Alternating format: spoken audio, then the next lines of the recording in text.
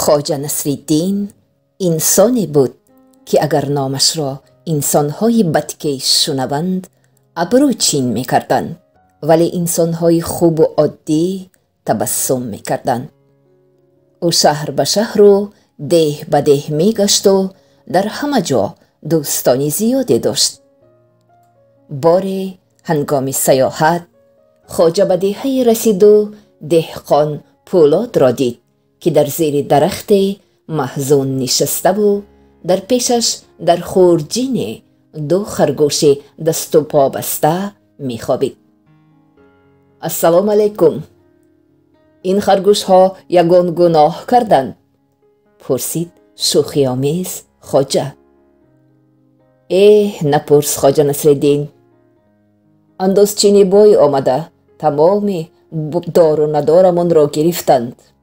امسال هوا خشک و بیباریش آمد، حاصل نشد. بچه ها از گرسنگی نمورند گفته به شکار برآمدم. شکر خداوند دو خرگوش به دام افتاد، گفت پولاد. سوار شو، به خانه‌ات می رویم، گفت خواجه نصرالدین. ادب بای و اندازچی بای را می دهیم، لیکن به من کمک دوستانت لازم. دهقان و خواجه به خر خواجه سوار شده به خانه او آمدند. وقتی که به ده در آمدند خواجه گفت یک خرگوش را به من بده و به خانه‌ات رفته آش سرگوشت و سرافغان پخته با دوستانت منتظر من باش، ولی فراموش نکن سله یافته به سری خرگوشت بند و خرگوش را از خودت دور نکن. خواجه باشد به سری خرگوش سله را بست و به سوی خانه بای روان شد. بای از خانهش به کوچه برآمد و خواجه نصرالدین خرسوار و خرگوش سله دار را دیده حیران شد. این خرگوش شما ملا است؟ ریشخند کرد بای. ملا نیست، اما قاصدی خوب است. خبر را زود از یک جای به جای دیگر میبرد. این خرگوش در بخارا در دربار میر بخارا خدمت کردگی، گفت خواجه محبت کرده. بای باور نکرد.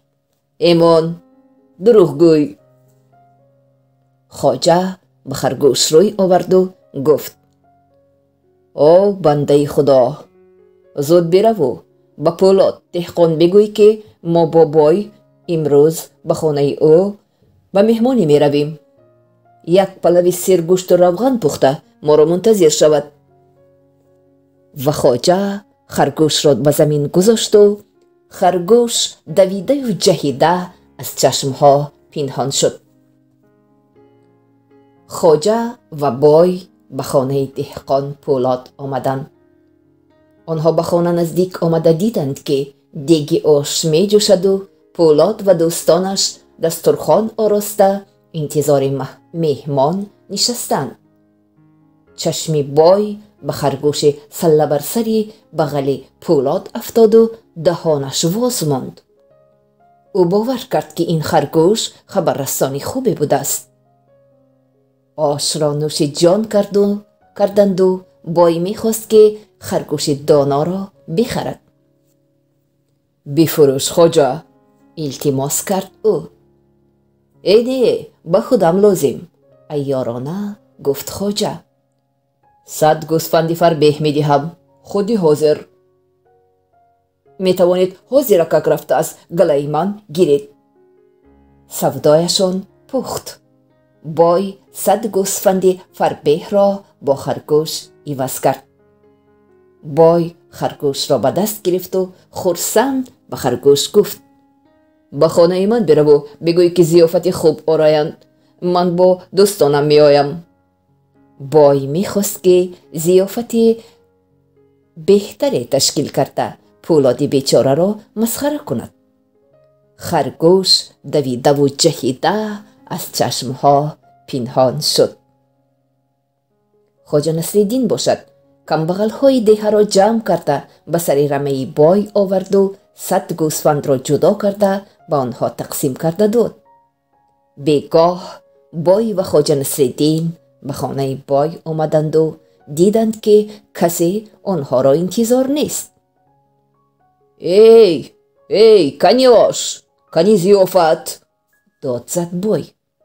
مگر به شما خرگوش نگفت؟ کدام ضیافت؟ کدام خرگوش؟ حیران شد خدمتگار بای. تو لعنتی مرا فریب دادی بدزاد، به خواجه در افتاد بای. ای به خودت، تو به خرگوش سروغه خانت را نگفتی کو؟ اکنون وای بیچاره 1 سال در روز خانه تو را میکابد. بای از علم قریب بود گریه کند. شبی دراز نخوابید بای. نقشه چطور رسوا کردن و قصاصش را از خواجه گرفتنش را میکشید. بای و اندازچی شبی دراز نقشه کشیدند. سحر آنها خواجه را در بازار دریاب کردند.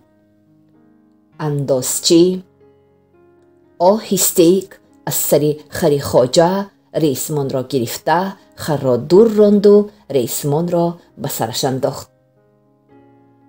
ای خواجه، خر تو با آدم مبدل شده است، داد زد بای.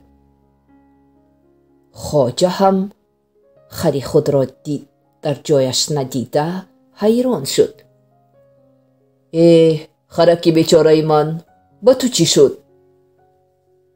خدا مرا آدم کرد تا دروغگویی و بدکرداری های تو را با آدمان گفته تو را رسوا کنم، گفت اندازچی.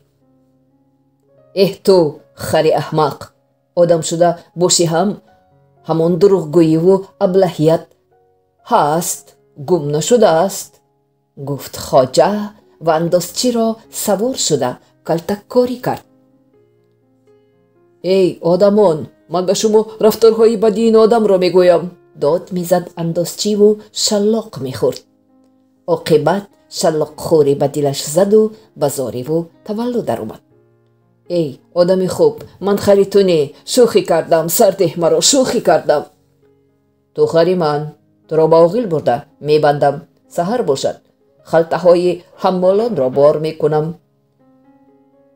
خر بودن یا آدم بودنت معلوم می شود، گفت خواجه و در زیر خنده و حیاهای مردم راه سوی سرای گرفت. شبانگاه بای خری خواجه را به سرای آورد و اندازچی بیچاره کلتک خورده را از بند رها کرد. خواجه خرکش را دیده خیلی خوشحال شد. انا نو خوش روی و با عقل شدی، من باشم ترسیدم که تو اندازچی میمانی. بایو اندازچیش باشد نقشه نوی میکشیدن. خودی پگاه برو و انداز طلب کن، انداز زمین، آب، هوا، داد میزد بای. سحر باشد آواز داد و وای، گریه و ناله آدمان ده را فرا گرفت. اندازچی بای با نوکرانش مال و حال بینوایان را کشیده می گرفت. بیچاره پولاد هم غم زده شد. پروا نکن، یگان علاج میکنیم، گفت خواجه. خواجه نصرالدین به نزد رمه بای آمد و تعظیم کرده گفت بگاهی به خانه پولاد به مهمانی آیید. گوسفندها بره ها. دیوانه خندید بای. میلش بگذار گوسفندهای من مهمانی پولاد شوند، لیکن اگر گوسفندها گوش نمانند جزای پولاد را میدهم. شب بای گوش به قمار نشست، اما عجیب این بود که آوازه شنیده نمیشد.